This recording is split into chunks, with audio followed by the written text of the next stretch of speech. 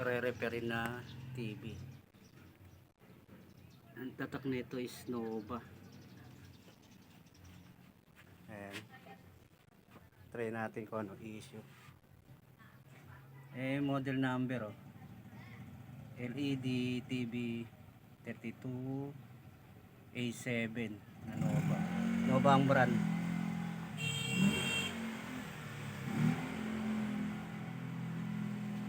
Try natin i-on. Ayan.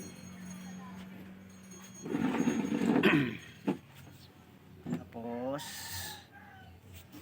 may red light indicator na siya, tapos i-on lang natin. Nag-on. Pero wala siyang display.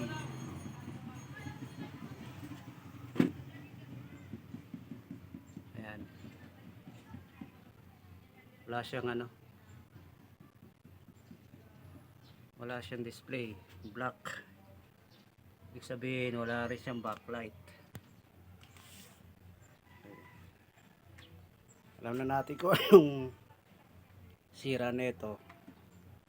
Try natin na i-check yung backlight nya, tapos palitan natin. Ayan, hindi ko na pinakita yung paano mag-backflash. Nilive ko na lang. Bali, dalawang strip yung ginamit, pero pinalitan ko na lahat. Isa lang yung napundi sa gitna.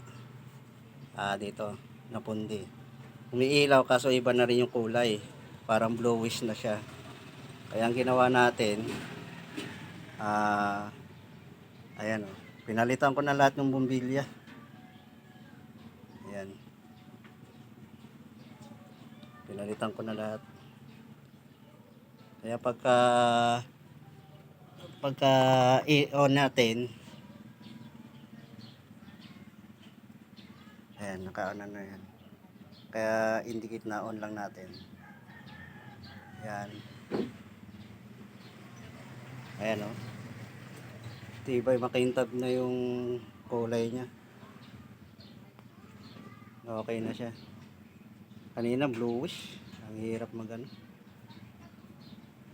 pinalitan lahat natin yung backlight. Tinanggal na natin yan. Bago na natin yung backlight. Ayan na guys. Binalik ko na. Binalik na yung kaha. Yan na siya. Try na lang natin na testing. Lalagay ko pa yung dito. Pinaka niya. Tapos lalagay ko tape dito. Okay. Balik ako na lang kayo mamaya.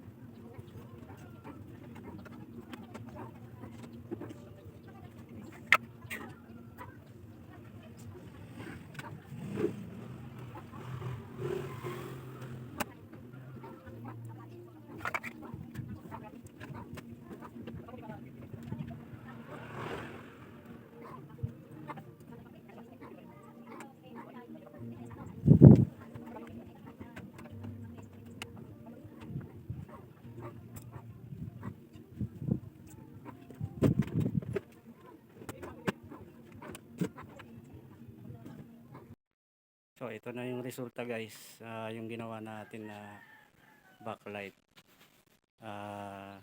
Napalitan na natin lahat. Ayan na siya, may picture niya, kaso may problema sa taas. Nagkaroon yata ito ng sabi ng may-ari. Ayan. Ayan. Natuluan daw to ng basa, kaya nagkaganyan siya. May na rin yung hanggang dito yan. Ayan, ang haba. So napapanooran pa. Ayan.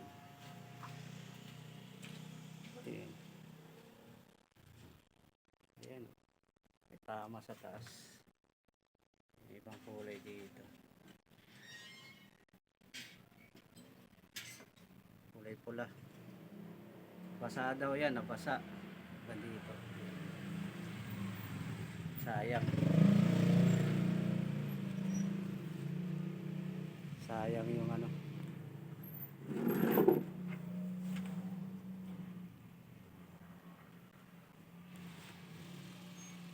sayang, maganda pa naman. Ayan, tagal lang mag-loading. Ayan pag dito mapapansin kitang kita yung kulay pula niya. Nabasa daw yan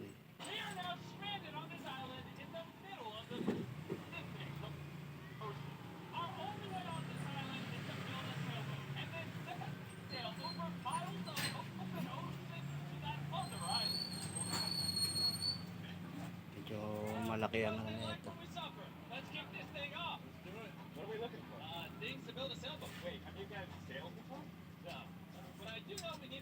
Pasyon.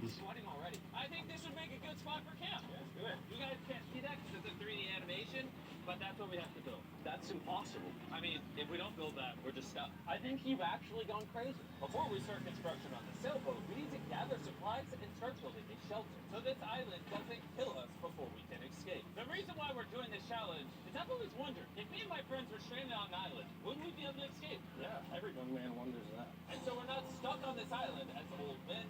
The board's coming along very well. We unloaded the crate, which has a small amount of survival essentials. This water might seem like a lot, but it's gotta last us until we build a sailboat. And I genuinely don't know how long that's gonna take us. Because in reality, we're just a bunch of YouTubers trying to build a shelter out of nothing. I did it, it's higher. Chandler, I have an idea. All right, let's go. I got it. Whoa! All right, Chandler, how's that not going? Don't kill me. All right, it's done. How do I put him down? Squat. We're struggling to build a camp. Imagine when we get to the sailboat. Yeah. Oh boy. This may last a while. Oh, sweet. Yeah, this is gonna last a while. But this was only the beginning. Little did we know, this challenge will push us far past our breaking point, testing our will to survive as a group. Starting to get tunnel vision. We got big wave, big wave. Ah! The sun was setting fast, so we very safely lit a fire. Okay na siya. And then made a game plan. Nolan, have you built the sailboat? No. Chandler, have you? No. I haven't either. That is why Hayes is here. Because in a previous video, he kind of built one. Kaya na ganun lang. Pahirapan nga lang pag nagpalit ng backlight.